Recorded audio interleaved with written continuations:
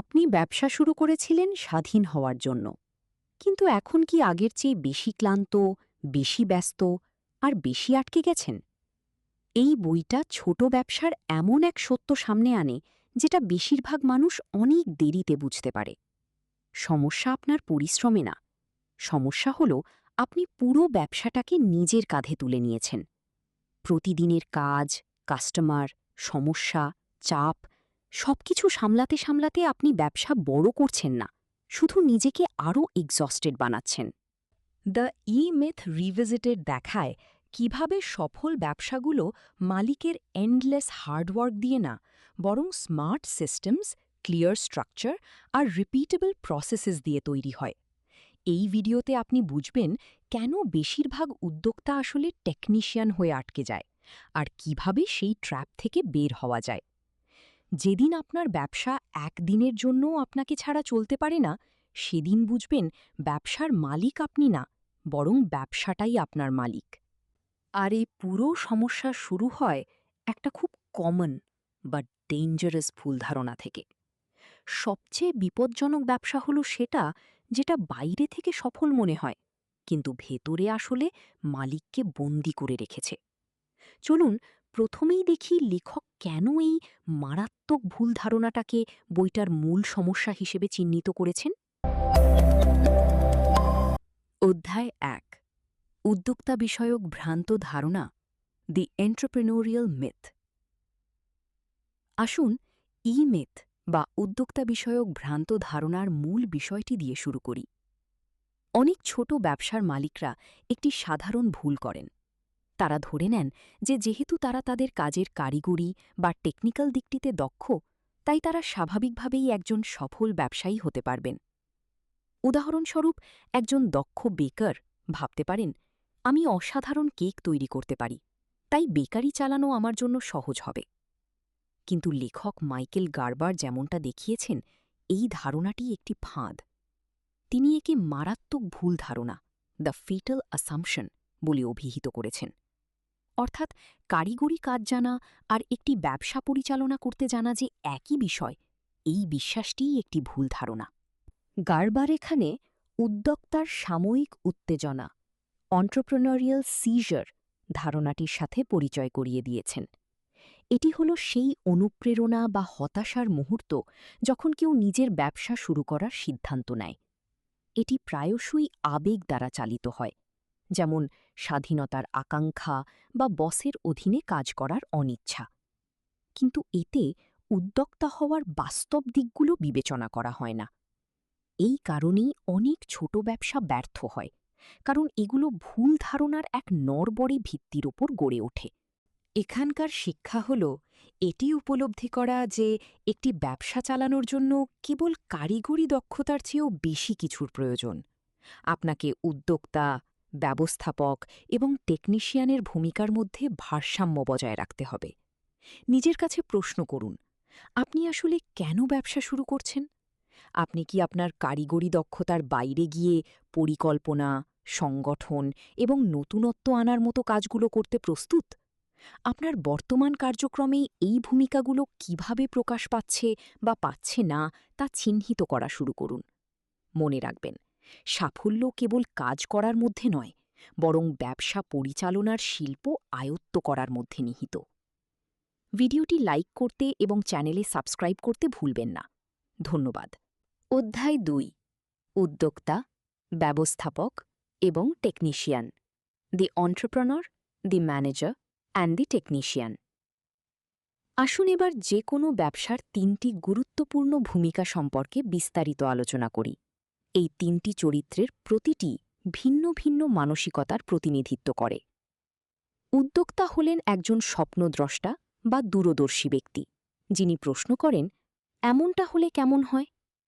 অন্যদিকে ব্যবস্থাপক হলেন পরিকল্পনাকারী এবং সংগঠক, যিনি বলেন, আসুন এই কাজটিকে সফল করতে একটি কাঠামো এবং সিস্টেম তৈরি করি।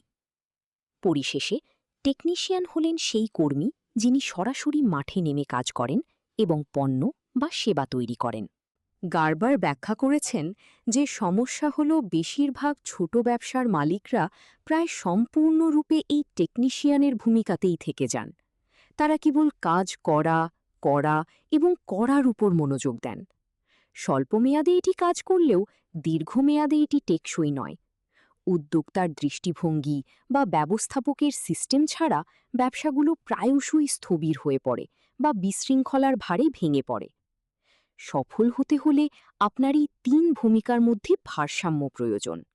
নিজেকে জিজ্ঞাসা করে শুরু করুন, আপনি স্বাভাবিকভাবে কোন ভূমিকাটির দিকে বেশি ঝুঁকে পড়েন? আপনি কি একজন স্বপ্নদ্রষ্টা, একজন সংগঠক, নাকি একজন কর্মী? এরপর যে ভূমিকাগুলো আপনি অবহেলা করছেন সেগুলোকে নিজের কাজের সাথে যুক্ত করার চেষ্টা করুন। উদাহরণস্বরূপ, আপনি যদি টেকনিশিয়ান হিসেবে আটকে থাকেন, তবে একজন উদ্যোক্তার মতো চিন্তা করার জন্য কিছুটা সময় বরাদ্দ করুন। আপনার ব্যবসার দীর্ঘমেয়াদী লক্ষ্য কী? অথবা একজন ব্যবস্থাপকের মতো চিন্তা করুন, কিভাবে আপনি সেই লক্ষ্য বাস্তবায়নে একটি সিস্টেম তৈরি করতে পারেন। এই ভূমিকাগুলোর ভারসাম্য বজায় রাখাই হল ক্লান্তি বা বার্নআউট এড়ানো এবং টেকসই প্রবৃদ্ধি অর্জনের চাবিকাঠি। অধ্যায় ৩, শৈশবকাল, টেকনিশিয়ানের পর্যায়, ইনফ্যান্সি, দ্য টেকনিশিয়ানস ফেজ। এরপর আমরা ব্যবসার সেই পর্যায়ে প্রবেশ করি যাকে গারবার শৈশবকাল বা ইনফ্যান্সি ফেজ বলেছেন। এটি এমন একটি পর্যায় যেখানে ব্যবসার মালিক নিজেই সবকিছু করেন এবং একজন পুরোদস্তুর টেকনিশিয়ান হিসেবে জীবনযাপন করেন। তিনি প্রতিটি কেক তৈরি করেন, প্রতিটি ইমেলের উত্তর দেন এবং দোকানের প্রতিটি ভাঙা চেয়ার মেরামত করেন। শুরুতে এই সরাসরি কাজ করার পদ্ধতিটি বেশ সন্তোষজনক মনে হলেও দ্রুতই এটি ক্লান্তিকর হয়ে ওঠে। গারবার চমৎকারভাবে বলেছেন, আপনার ব্যবসা যদি সম্পূর্ণ আপনার ওপর নির্ভর করে, তবে আপনার কোনো ব্যবসা নেই, আপনার একটি চাকরি আছে। এই পর্যায়ে আটকে থাকা ব্যবসাগুলোর বৃদ্ধি সীমিত হয়ে যায়। মালিকের সময় এবং শক্তি ব্যবসার মূল প্রতিবন্ধকতা হয়ে দাঁড়ায়, যা ব্যবসার বিকাশকে বাধাগ্রস্ত করে এবং মালিককে ক্লান্ত করে তোলে। এই পর্যায়ে পার হতে হলে আপনাকে কাজগুলো অন্যের হাতে ছেড়ে দেওয়া এবং এমন একটি সিস্টেম তৈরি করা শুরু করতে হবে যা অন্যদের সেই কাজের দায়িত্ব নিতে সাহায্য করবে। আপনার প্রতিদিনের কাজের প্রক্রিয়াগুলো লিখে রাখুন। এমন কিছু কাজ চিহ্নিত করুন যা অটোমেটেড বা অন্য কাউকে দিয়ে করানো যায়, যেমন ইনভেন্টরি বা কাস্টমার সার্ভিস। এরপর বারবার ব্যবহার করা যায় এমন সিস্টেম তৈরির দিকে মনোযোগ দিন। এমনকি একটি সাধারণ কাজের তালিকা বা চেকলিস্টও আপনাকে অনেক দূর এগিয়ে নিতে পারে। লক্ষ্য হল ব্যবসাকে আপনার উপর কম নির্ভরশীল এবং স্বাধীনভাবে চলার উপযোগী করে তোলা। এভাবেই আপনি একটি চাকরিকে প্রকৃত ব্যবসায় রূপান্তর করতে পারেন। অধ্যায় ৪, কৈশোরকাল, কিছু সাহায্য নেওয়া, অ্যাডোলেসেন্স, গেটিং সাম হেল্প। এটি ব্যবসার এমন একটি মোড় যেখানে মালিকরা বুঝতে পারেন যে তারা একা সবকিছু করতে পারবেন না, তাদের সাহায্যের প্রয়োজন। সম্ভবত তারা আগে ইনভয়েসিং থেকে শুরু করে কাস্টমার সার্ভিস ও অর্ডার ডেলিভারি সবকিছু একাই করছিলেন। শুরুতে নতুন কাউকে কাজে নেওয়াটা স্বস্তির মনে হলেও এটি নতুন চ্যালেঞ্জ নিয়ে আসে। কার্যকরভাবে কাজের দায়িত্ব অন্যকে দেওয়ার জন্য কেবল কাউকে নিয়োগ দেওয়াই যথেষ্ট নয়, এর জন্য প্রয়োজন নির্দিষ্ট সিস্টেম এবং স্পষ্ট প্রত্যাশা। গারবার এই পর্যায়টিকে চমৎকারভাবে বর্ণনা করেছেন। আপনার ব্যবসার জীবনচক্রে কৈশোরকাল তখনই শুরু হয় যখন আপনি সিদ্ধান্ত নেন যে আপনার কিছু সাহায্য প্রয়োজন। তবে তিনি সতর্ক করেছেন যে অনেক ব্যবসার মালিক এটি বুঝতে পারেন না যে সিস্টেম ব্যবসা চালায় এবং মানুষ সেই সিস্টেমকে চালায়। মজবুত সিস্টেম না থাকলে আপনি হয়তো কোনো একক কর্মচারীর ওপর অতিরিক্ত নির্ভরশীল হয়ে পড়তে পারেন, যা সে চলে গেলে বা কাজ করতে ব্যর্থ হলে বিশৃঙ্খলা তৈরি করতে পারে। আরও খারাপ বিষয় হল, কিছু ব্যবসার মালিক কখনোই কাজ পুরোপুরি ছেড়ে দিতে পারেন না এবং দায়িত্ব হস্তান্তরের পরিবর্তে মাইক্রো ম্যানেজ, অতিরিক্ত তদারকি করা শুরু করেন। এর সমাধান হল ছোট আকারে শুরু করা। অন্যদের ওপর বিশ্বাস গড়ে তুলতে প্রথমে ছোট ছোট কাজের দায়িত্ব বুঝিয়ে দিন। একই সাথে আপনার কর্মীদের জন্য স্পষ্ট নির্দেশিকা তৈরি করুন, যাতে তারা জানতে পারেন তাদের কাছ থেকে কী প্রত্যাশা করা হচ্ছে। এমন system, checklist, standard operating procedure বা টেমপ্লেট তৈরি করুন যা কর্মীরা প্রতিনিয়ত তদারকি ছাড়াই অনুসরণ করতে পারে। এই পদ্ধতিটি আপনাকে কাজের মান ও ধারাবাহিকতা বজায় রেখে ব্যবসা বড় করতে সাহায্য করবে। মনে রাখবেন, কার্যকরভাবে কাজের দায়িত্ব হস্তান্তর মানে কেবল কাজ বুঝিয়ে দেওয়া নয়, বরং আপনার টিমকে সফল হওয়ার প্রয়োজনীয় সরঞ্জাম দিয়ে ক্ষমতায়ন করা। অধ্যায় ৫, কমফোর্ট জোন বা স্বস্তির সীমানা পেরিয়ে। অনেক ব্যবসার সম্ভাবনার অভাবে নয়, বরং মালিকদের নিজেদের কমফোর্ট জোন বা স্বস্তির সীমানা পেরিয়ে বাইরে পা রাখতে দ্বিধা করার কারণে স্থবির হয়ে পড়ে। গার্বার জোর দিয়ে বলেছেন যে কমফোর্ট জোন হল প্রবৃদ্ধির শত্রু। এই অধ্যায়টি আমাদের সেই বাস্তবতার মুখোমুখি হতে এবং সফলতার জন্য অস্বস্তিকে মেনে নিতে আহ্বান জানায়। ব্যবসার প্রবৃদ্ধির জন্য প্রায়শই ঝুঁকি নেওয়া, নিয়ন্ত্রণ ছেড়ে দেওয়া এবং নতুন সুযোগ খোঁজার প্রয়োজন হয়, এমনকি সেগুলো যদি অনিশ্চিত বা ভীতিজনকও মনে হয়। এর একটি ভালো উদাহরণ হতে পারে নতুন বাজারে প্রবেশ করার সিদ্ধান্ত নেওয়া, দাম বাড়ানো বা কোনো অপরিচিত প্রযুক্তি গ্রহণ করা। এই পরিবর্তনগুলো ঝুঁকিপূর্ণ মনে হতে পারে, কিন্তু এগুলো ছাড়া ব্যবসা থমকে যায়। গার্বার লিখেছেন, প্রতিটি অসাধারণ ব্যবসা এমন কারোর দ্বারা গড়ে উঠেছে যিনি ভিন্নভাবে চিন্তা করার সাহস দেখিয়েছেন। ব্যর্থতার ভয় বা পরিবর্তনের প্রতি অনীহা সহজেই একটি ব্যবসাকে সাধারণ পর্যায়ে আটকে রাখতে পারে। এটি কাটিয়ে উঠতে মালিকদের ক্রমাগত শেখা ও উন্নতির মানসিকতা গ্রহণ করতে হবে। আপনার ভীতি বা দ্বিধা আপনাকে কোন জায়গায় আটকে রাখছে তা চিহ্নিত করে শুরু করুন।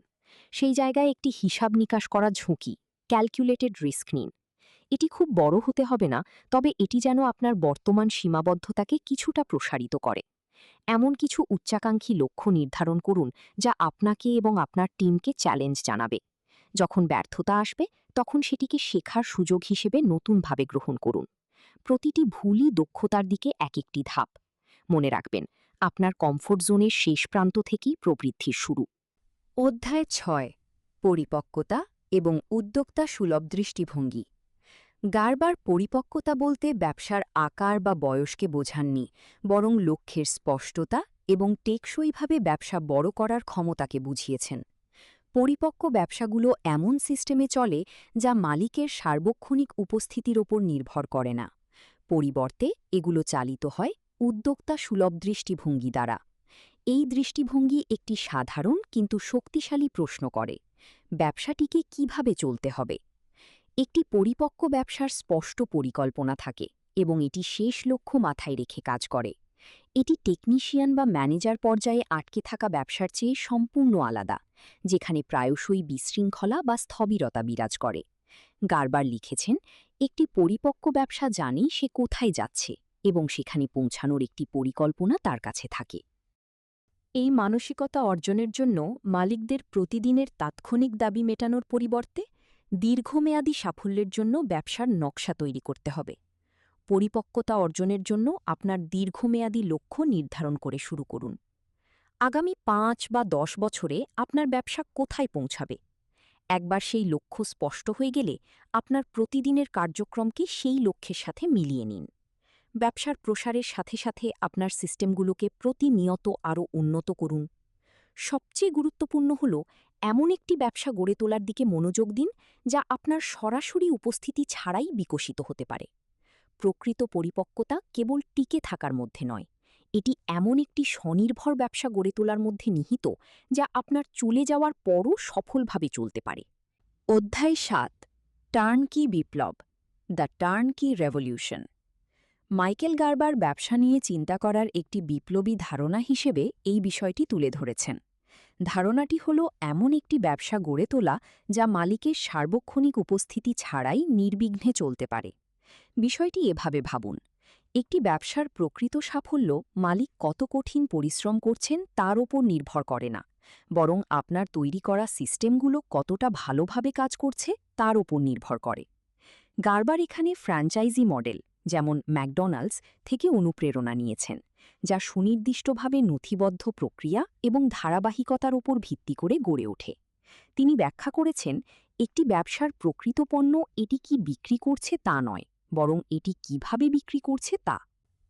উদাহরণস্বরূপ, আপনি যখন ম্যাকডোনাল্ডসের মতো কোনো ফাস্টফুড ফ্র্যাঞ্চাইজিতে যান, তখন আপনি বিশ্বের যেখানেই থাকুন না কেন একই অভিজ্ঞতার আশা করেন। কেন? কারণ তাদের সিস্টেমগুলো প্রতিবার একই মান ও প্রক্রিয়া নিশ্চিত করে। গার্বার এটিই বোঝাতে চেয়েছেন, যে ব্যবসাটি ভালো চলে সেটি আপনাকে ছাড়াই চলে। এটি অর্জন করতে হলে আপনাকে একক প্রচেষ্টা থেকে সরে এসে এমন একটি সিস্টেম তৈরির দিকে মনোযোগ দিতে হবে যা যে কেউ কার্যকরভাবে পরিচালনা করতে পারে। আপনি যেভাবে শুরু করতে পারেন, আপনার ব্যবসার প্রতিটি প্রক্রিয়া স্পষ্ট এবং ধাপে ধাপে নির্দেশনা সহ নথিবদ্ধ করুন, ডকুমেন্ট করুন। এমন ক্ষেত্রগুলো চিহ্নিত করুন যেখানে কাজের মানের হেরফের হতে পারে এবং সেই সিস্টেমগুলোকে উন্নত করুন। সফল ফ্র্যাঞ্চাইজিগুলো কিভাবে বড় পরিসরে কাজের মান ধরে রাখে তা পর্যবেক্ষণ করুন এবং আপনার নিজের ব্যবসায় কিভাবে অনুরূপ পদ্ধতি প্রয়োগ করা যায় তা ভাবুন। টার্নকি বিপ্লব কেবল কোনো তত্ত্ব নয়, এটি একটি স্কেলযোগ্য এবং টেকসই প্রতিষ্ঠান গড়ে তোলার প্রমাণিত পথ। অধ্যায় ৮, ফ্র্যাঞ্চাইজি প্রোটোটাইপ বা মূল রূপ।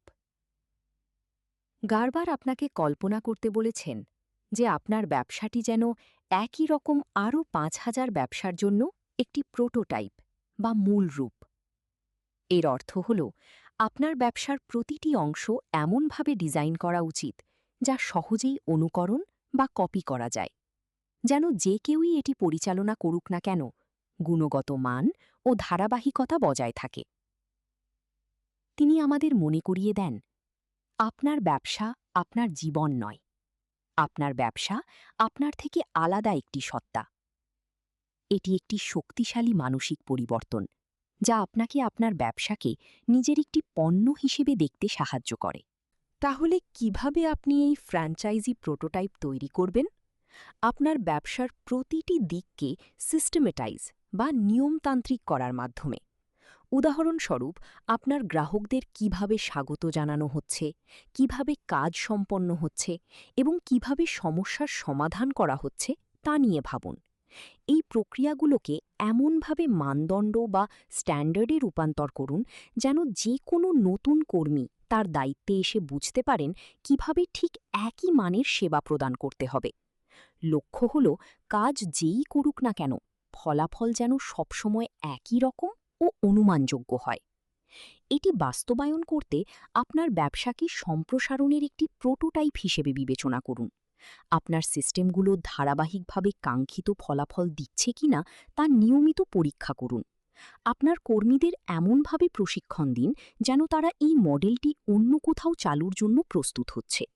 আপনার সিস্টেম যত উন্নত হবে, গুণগত মানের ওপর নিয়ন্ত্রণ বজায় রেখে ব্যবসা বড় করা তত সহজ হবে। এভাবে আপনি এমন কিছু তৈরি করছেন যা কেবল সফলই নয়, বরং স্কিলেবল। অধ্যায় ৯, নিজের ব্যবসার ভেতরে নয় বরং ব্যবসার ওপর কাজ করা। Working on your business, not in it. Gerber প্রতিদিনের সাধারণ কাজের মধ্যে আটকে থাকার বিপদের কথা তুলে ধরেছেন। আপনি যখন কাস্টমার সার্ভিস, ইনভেন্টরি বা সমস্যা সমাধানের মতো কাজে প্রতিনিয়ত ব্যস্ত থাকেন, তখন বড় লক্ষ্যটি ভুলে যাওয়া সহজ। তিনি যেমনটা বলেছেন, আপনি যদি আপনার ব্যবসার ভেতরে কাজ করেন তবে আপনি ভুল জিনিসের ওপর কাজ করছেন। লক্ষ্য হল এমন একটি ব্যবসা তৈরি করা যা আপনার অনুপস্থিতিতেও স্বাধীনভাবে চলতে পারে। বিষয়টি এভাবে ভাবুন, প্রতিদিন কাজে যাওয়ার উদ্দেশ্য কেবল কাজ শেষ করা নয়, বরং এমন একটি ব্যবসা গড়ে তোলা যা আপনাকে ছাড়াই চলতে পারে। দৈনন্দিন কাজ থেকে এক ধাপ পিছিয়ে এসে কৌশলগত প্রবৃদ্ধির দিকে মনোযোগ দিলে আপনি নতুনত্ব আনা এবং ভবিষ্যৎ পরিকল্পনার জন্য সময় ও শক্তি পাবেন। কল্পনা করুন, আপনার কাছে নতুন পণ্য চালু করার, নতুন বাজার অনুসন্ধান করার বা আপনার লক্ষ্যকে নিখুঁত করার মতো সময় ও শক্তি রয়েছে। ব্যবসার ওপর কাজ করা আপনাকে ঠিক এই সুযোগটিই করে দেয়। তাহলে কিভাবে আপনি এই পরিবর্তনটি আনবেন? প্রতি সপ্তাহে কিছু সময় কেবল কৌশলগত পরিকল্পনার বা স্ট্র্যাটেজিক প্ল্যানিংয়ের জন্য আলাদা করে রাখুন। দৈনন্দিন কাজগুলো কর্মী বা অটোমেটেড সিস্টেমের কাছে হস্তান্তর করুন। আপনার ব্যবসা স্বাধীনতার দিকে এগিয়ে যাচ্ছে কিনা তা নিয়মিত মূল্যায়ন করুন। মনে রাখবেন, আপনার ব্যবসার চূড়ান্ত সাফল্য আপনি কত বেশি কাজ করছেন তার দ্বারা পরিমাপ করা হয় না, বরং আপনার অনুপস্থিতিতে ব্যবসাটি কত ভালোভাবে চলছে তার ওপর ভিত্তি করে নির্ধারিত হয়। অধ্যায় ১০, ব্যবসা উন্নয়ন প্রক্রিয়া, দ্য বিজনেস ডেভেলপমেন্ট প্রসেস। এটি এই বইয়ের অন্যতম গুরুত্বপূর্ণ একটি ধারণা। মাইকেল গারবার জোর দিয়ে বলেছেন যে এই প্রক্রিয়াটি হল আপনার ব্যবসার প্রতিটি অংশের জন্য মার্কেটিং, অপারেশনস এবং কাস্টমার সার্ভিস একটি অনুমানযোগ্য এবং পুনরাবৃত্তিযোগ্য সিস্টেম তৈরি করা। এটি কেন এত প্রয়োজনীয়? কারণ ধারাবাহিক সিস্টেমই ধারাবাহিক ফলাফল দেয়। গারবার বিষয়টি সুন্দরভাবে সংক্ষেপে বলেছেন, ব্যবসা উন্নয়ন হল এমন কিছু সিস্টেম তৈরি করা যা প্রতিনিয়ত একই রকম ফলাফল দেয়। লক্ষ্য করুন, এখানে মূল গুরুত্ব দেওয়া হয়েছে সিস্টেমের ওপর, কাজটি কে করছে তার ওপর নয়। বিষয়টি এভাবে ভাবুন, আপনার ব্যবসা যদি একটি মেশিন হতো, তবে সিস্টেমগুলো হতো সেই গিয়ার এবং লিভার যা এটিকে মসৃণভাবে সচল রাখে। আপনি নিশ্চয়ই এমন একটি ব্যবসা চাইবেন না যা কেবল একজন নির্দিষ্ট মানুষের উপস্থিতিতেই ভালো চলে। পরিবর্তে আপনি এমন প্রক্রিয়া চান যা যে কেউ অনুসরণ করে একই উচ্চমানের ফলাফল অর্জন করতে পারে। শুরু করার জন্য আপনার ব্যবসাকে ছোট ছোট অংশে ভাগ করুন এবং প্রতিটির জন্য পুনরাবৃত্তিযোগ্য প্রক্রিয়া তৈরি করুন। উদাহরণস্বরূপ, আপনার মার্কেটিং প্রচেষ্টার একটি ধাপে ধাপে কৌশল থাকা উচিত যা দায়িত্বপ্রাপ্ত ব্যক্তি নির্বিশেষে কার্যকর করা যায়। আপনার লক্ষ্যগুলোর সাথে এই সিস্টেমগুলো মিলছে কিনা তা নিয়মিত মূল্যায়ন করুন। চূড়ান্ত লক্ষ্য হল এমন প্রক্রিয়া তৈরি করা যা ধারাবাহিক ফলাফল দেয়, যা আপনাকে প্রতিদিনের ছোটখাটো সমস্যা সমাধান থেকে মুক্ত করে ব্যবসার প্রসার ও প্রবৃদ্ধির দিকে মনোযোগ দেওয়ার সুযোগ করে দেবে। ভিডিওটি লাইক করতে এবং চ্যানেলে সাবস্ক্রাইব করতে ভুলবেন না। ধন্যবাদ। অধ্যায় ১১, আপনার ব্যবসা উন্নয়ন কর্মসূচি, ইয়োর বিজনেস ডেভেলপমেন্ট প্রোগ্রাম।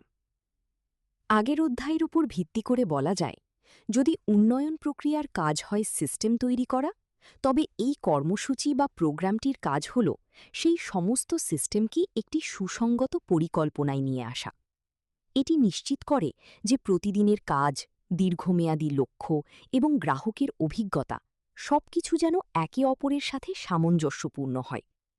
গারবার এই প্রোগ্রামটিকে আপনার ব্যবসার সাফল্যের ব্লুপ্রিন্ট বা নকশা বলেছেন। অন্য কথায়, এটি এমন একটি পরিকল্পনা যা আলাদা আলাদা সিস্টেমগুলোকে একটি সুগঠিত মেশিনে রূপান্তরিত করে। এখানে একটি তুলনা দেওয়া যাক। আপনার ব্যবসাকে একটি বাড়ির মতো ভাবুন। আমরা আগে যে সিস্টেমগুলোর কথা বলেছি, মার্কেটিং, অপারেশনস, কাস্টমার সার্ভিস, সেগুলো হলো বাড়ির এক একটি রুম। আর ব্যবসা উন্নয়ন কর্মসূচি হল সেই ব্লুপ্রিন্ট যা এই সমস্ত রুমকে একসাথে একটি কার্যক্ষম ও সুন্দর কাঠামোতে রূপ দেয়। এই বড় পরিকল্পনাটি ছাড়া আপনার ব্যবসাটি অগোছালো মনে হতে পারে, যেখানে বিভিন্ন অংশ ভিন্ন ভিন্ন দিকে ধাবিত হচ্ছে। একটি সফল কর্মসূচি তৈরি করতে প্রথমে আপনার ব্যবসার সিস্টেম ও লক্ষ্যগুলো লিখে রাখুন। প্রতিটি সিস্টেম কিভাবে সামগ্রিক লক্ষ্যে অবদান রাখছে সে বিষয়ে স্পষ্ট ধারণা রাখুন। এরপর কর্মক্ষমতা ট্র্যাক করতে বিভিন্ন সূচক বা মেট্রিক্স ব্যবহার করুন। এটি আপনাকে অদক্ষতা এবং উন্নতির ক্ষেত্রগুলো চিহ্নিত করতে সাহায্য করবে। সবশেষে ফিডব্যাকের ভিত্তিতে নিয়মিত এই প্রোগ্রামটি পর্যালোচনা ও সমন্বয় করুন। মনে রাখবেন, কোনো পরিকল্পনাই শুরুতেই নিখুঁত হয় না। মূল বিষয় হল এটিকে ক্রমাগত পরিমার্জন করা, যাতে আপনার ব্যবসা সঠিক পথে থাকে। অধ্যায় ১২, আপনার মূল লক্ষ্য, ইয়োর প্রাইমারি এইম। গারবার আমাদের কাজের পেছনের মূল উদ্দেশ্য নিয়ে চিন্তা করার আহ্বান জানিয়েছেন। আপনি কেন প্রথমত আপনার ব্যবসা শুরু করেছিলেন? আপনি আসলে কেমন জীবন গড়তে চাচ্ছেন? তিনি আমাদের মনে করিয়ে দেন যে আপনার ব্যবসা হল একটি মাধ্যম এবং চূড়ান্ত লক্ষ্য হল আপনার জীবন। এই লক্ষ্যটি স্পষ্ট না থাকলে আপনি কেন কাজ করছেন তা ভুলে যাওয়া সহজ। একটু ভেবে দেখুন, আপনার ব্যবসা যদি আপনার সমস্ত সময় কেড়ে নেয় কিন্তু আপনাকে আপনার ব্যক্তিগত লক্ষ্যের কাছাকাছি না নিয়ে যায়, তবে কি একে আসলেই সফল বলা যায়? একটি দৃঢ় মূল লক্ষ্য আপনাকে কঠিন সময়েও মাটিতে পা রাখতে এবং অনুপ্রাণিত থাকতে সাহায্য করে। এটি আপনার পথপ্রদর্শক তারা হিসেবে কাজ করে, যা নিশ্চিত করে যে আপনার ব্যবসার প্রতিটি সিদ্ধান্ত আপনার কাঙ্ক্ষিত জীবনকে সমর্থন করছে। আপনার ব্যক্তিগত লক্ষ্যগুলো নিয়ে চিন্তা করে শুরু করুন। আপনি নিজের ও আপনার পরিবারের জন্য কেমন জীবনযাত্রার কথা ভাবছেন? এরপর একটি রূপরেখা লিখুন, যা আপনার মূল লক্ষ্যকে স্পষ্টভাবে প্রকাশ করে। এর মধ্যে আর্থিক স্বাধীনতা, ব্যক্তিগত সন্তুষ্টি বা আপনি যে অবদান রেখে যেতে চান তা অন্তর্ভুক্ত থাকতে পারে। একবার এই স্পষ্টতা পেয়ে গেলে প্রতিটি ব্যবসায়িক সিদ্ধান্তের ক্ষেত্রে এই মূল লক্ষ্যটিকে মাপকাঠি হিসেবে ব্যবহার করুন। নিজেকে জিজ্ঞাসা করুন, এটি কি আমাকে আমার কাঙ্ক্ষিত জীবনের দিকে নিয়ে যাচ্ছে? যদি না যায়, তবে আপনার দৃষ্টিভঙ্গি পুনর্বিবেচনা করার সময় এসেছে। অধ্যায় ১৩, আপনার কৌশলগত উদ্দেশ্য, ইয়োর স্ট্র্যাটেজিক অবজেক্টিভ। এটি হল আপনার ব্যবসার লক্ষ্য অর্জনের জন্য একটি স্পষ্ট এবং পরিমাপযোগ্য পরিকল্পনা। এটিকে আপনার ব্যবসার দিকনির্দেশক কম্পাস হিসেবে ভাবুন। মাইকেল গার্বার জোর দিয়ে বলেছেন যে কৌশলগত উদ্দেশ্য হল আপনার ব্যবসার জন্য কম্পাস স্বরূপ। এটি ছাড়া আপনার ব্যবসা লক্ষ্যহীনভাবে চলতে পারে, যা সময় এবং সম্পদের অপচয় ঘটাবে। একটি ভালো কৌশলগত উদ্দেশ্য গুরুত্বপূর্ণ প্রশ্নের উত্তর দেয়, যেমন আপনার ব্যবসার আকার কেমন হবে, আপনি কী ধরনের পণ্য বা সেবা প্রদান করবেন, অর্থ উপার্জনের বাইরে আপনার ব্যবসার উদ্দেশ্য কী। এই বিষয়গুলো সংজ্ঞায়িত করার মাধ্যমে আপনি এমন একটি ভিত্তি তৈরি করেন যা আপনার প্রতিদিনের কার্যক্রমকে দীর্ঘমেয়াদী লক্ষ্যের সাথে সামঞ্জস্যপূর্ণ করে। উদাহরণস্বরূপ, আপনার লক্ষ্য যদি জাতীয় স্তরে ব্যবসা বড় করা হয়, তবে আপনার প্রক্রিয়া, সিস্টেম এবং কর্মী নিয়োগের সিদ্ধান্তগুলোতে সেই লক্ষ্যের প্রতিফলন থাকতে হবে। এটি বাস্তবায়ন করতে আপনার ব্যবসার জন্য সুনির্দিষ্ট ও পরিমাপযোগ্য লক্ষ্য নির্ধারণ করুন। এর মধ্যে আর্থিক লক্ষ্য, প্রবৃদ্ধির মাইলফলক বা গ্রাহক সন্তুষ্টির পরিমাপ থাকতে পারে। এরপর আপনার দৈনন্দিন কাজগুলোকে এই উদ্দেশ্যগুলোর সাথে মিলিয়ে নিন। সবশেষে আপনার ব্যবসার বিকাশের সাথে সাথে নিয়মিত আপনার কৌশল পর্যালোচনা এবং সমন্বয় করুন। একটি শক্তিশালী কৌশলগত উদ্দেশ্য স্থির থাকে না, এটি ব্যবসার সাথে সাথে বৃদ্ধি পায়। অধ্যায় ১৪, আপনার সাংগঠনিক কৌশল, ইয়োর অর্গানাইজেশনাল স্ট্রাকচার। এটি আপনার ব্যবসার বিভিন্ন ভূমিকা এবং দায়িত্বের একটি স্পষ্ট কাঠামো বা অর্গানাইজেশনাল স্ট্রাকচার তৈরি করার বিষয়। আপনার ব্যবসা ছোট হলেও কাজের স্পষ্টতা প্রয়োজন। গার্বার যেমনটা বলেছেন, কাঠামো স্পষ্টতা তৈরি করে এবং স্পষ্টতা ফলাফল নিয়ে আসে। সঠিক কাঠামো না থাকলে বিভ্রান্তি ও অদক্ষতা তৈরি হয়, যার ফলে সুযোগ হাতছাড়া এবং শক্তির অপচয় ঘটে। এখানে একটি বাস্তবসম্মত সরঞ্জাম হল সাংগঠনিক চার্ট অর অর্গানাইজেশনাল চার্ট। আপনি যদি বর্তমানে নিজেই মালিক, মার্কেটার এবং সেলস পারসন এই একাধিক ভূমিকা পালন করে থাকেন, তবুও এই পদগুলো নির্ধারণ করা গুরুত্বপূর্ণ। কেন? কারণ এটি আপনার ব্যবসার বৃদ্ধির সাথে সাথে কাজ করার একটি রূপরেখা দেয়। একটি সাংগঠনিক চার্ট আপনি কিভাবে ব্যবসায় খাপ খাচ্ছেন তা দেখায় না, বরং ব্যবসাটি সামগ্রিকভাবে কিভাবে কাজ করে তা প্রদর্শন করে। প্রতিটি পদের একটি সুনির্দিষ্ট কাজের তালিকা এবং ফলাফল নির্ধারণ করা থাকা উচিত, যাতে জবাবদিহিতা ও স্পষ্টতা নিশ্চিত করা যায়। এটি প্রয়োগ করতে প্রথমে নিজের জন্য হলেও একটি সাংগঠনিক চার্ট তৈরি করুন।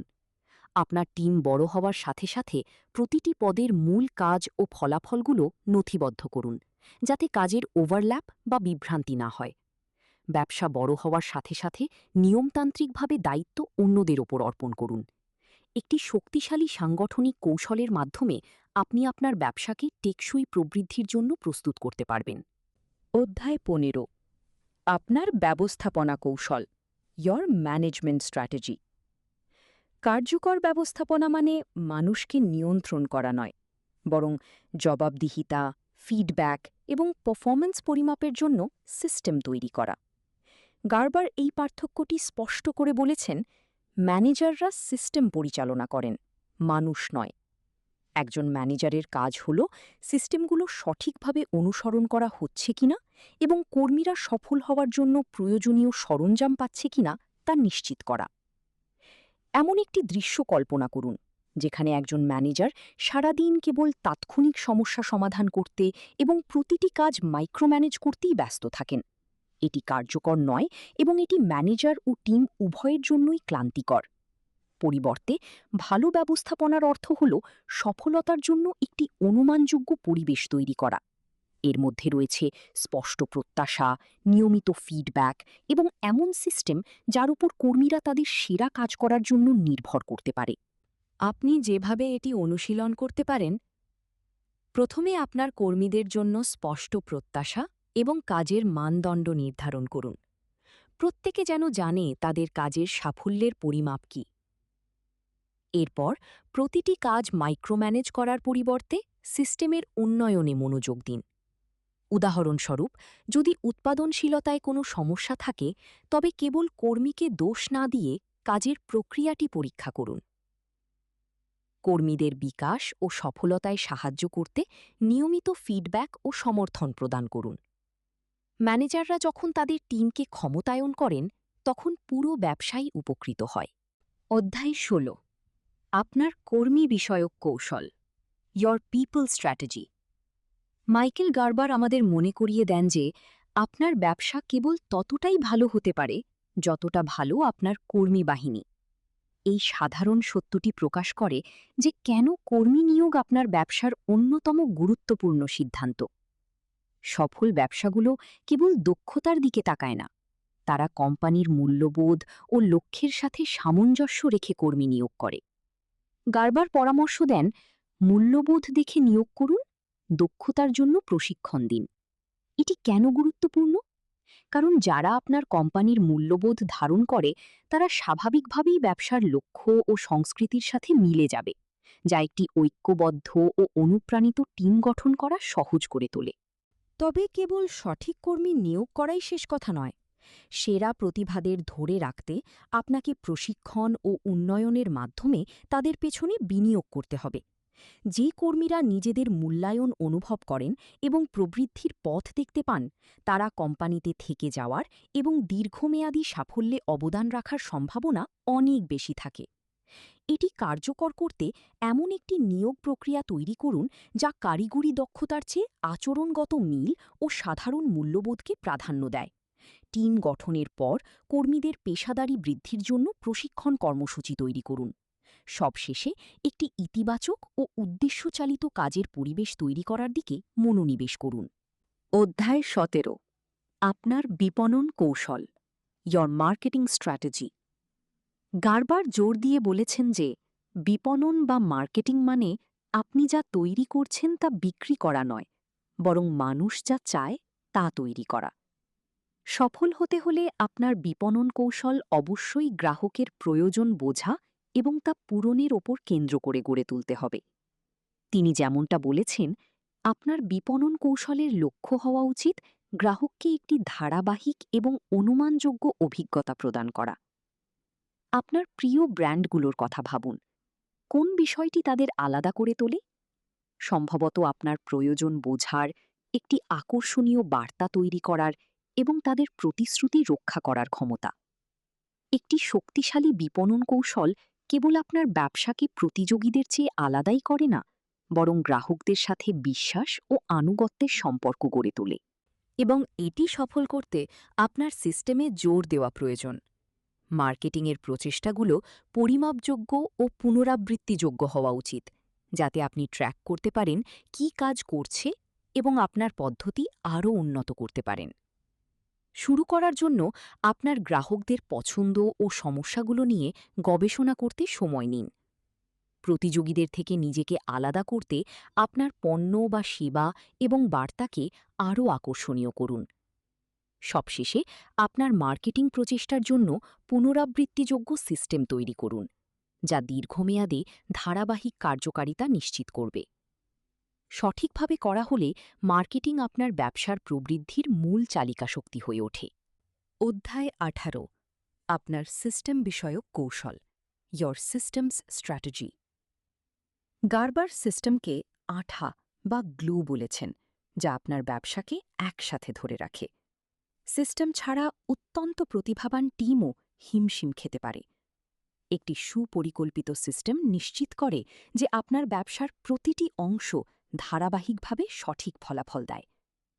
গার্বার উল্লেখ করেছেন, একটি সিস্টেম চালিত ব্যবসা যে কেউই পরিচালনা করুক না কেন, তা একই রকম ধারাবাহিক ফলাফল দেয়। সিস্টেমগুলোকে আপনার ব্যবসার রেসিপি হিসেবে ভাবুন। ঠিক যেভাবে একজন দুর্দান্ত শেফ একটি রেসিপি অনুসরণ করে প্রতিবার নিখুঁতভাবে একটি খাবার তৈরি করতে পারেন, তেমনি আপনার টিমও আপনার তৈরি সিস্টেম অনুসরণ করে সফলতার পুনরাবৃত্তি করতে পারে।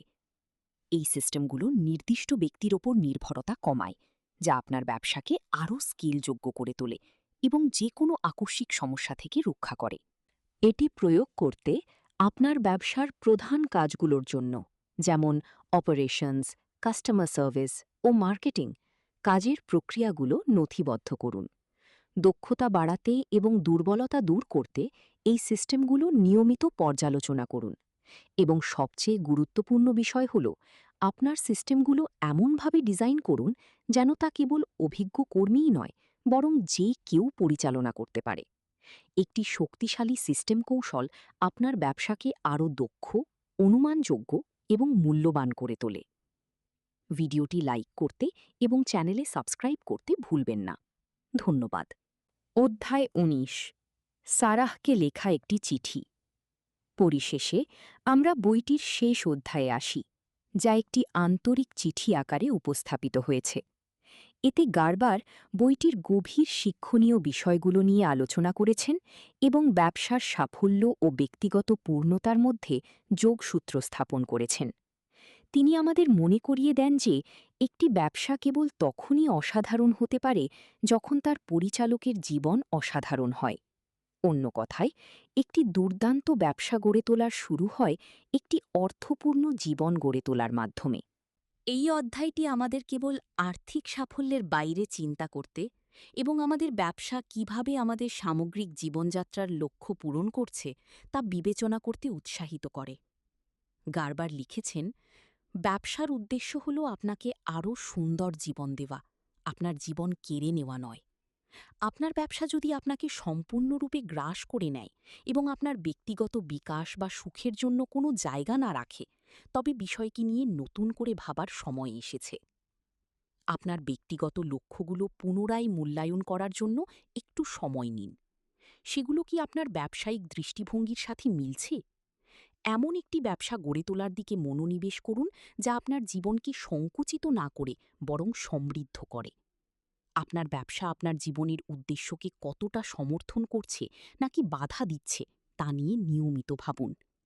এই শেষ বার্তাটি একটি শক্তিশালী অনুস্মারক যে প্রকৃত সাফল্য কেবল মুনাফার মধ্যে নয়, বরং অর্থপূর্ণ, আনন্দময় এবং সন্তোষজনক একটি জীবন গড়ে তোলার মধ্যে নিহিত।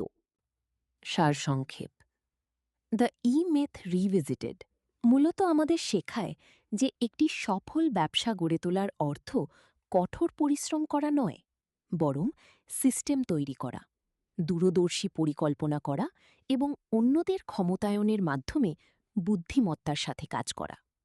উদ্যোক্তা, ব্যবস্থাপক এবং টেকনিশিয়ানের ভূমিকার মধ্যে ভারসাম্য বজায় রেখে আপনি ক্লান্তি বা বার্ন আউট এড়াতে পারেন এবং দীর্ঘমেয়াদী সাফল্য অর্জন করতে পারেন।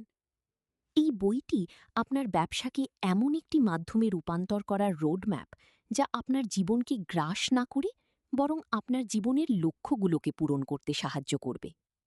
সবশেষে এটি আমাদের মনে করিয়ে দেয় যে প্রকৃত সাফল্য কেবল আর্থিক লাভে নয়, বরং একটি অর্থপূর্ণ ও সন্তোষজনক জীবন গড়ে তোলার মধ্যে রয়েছে।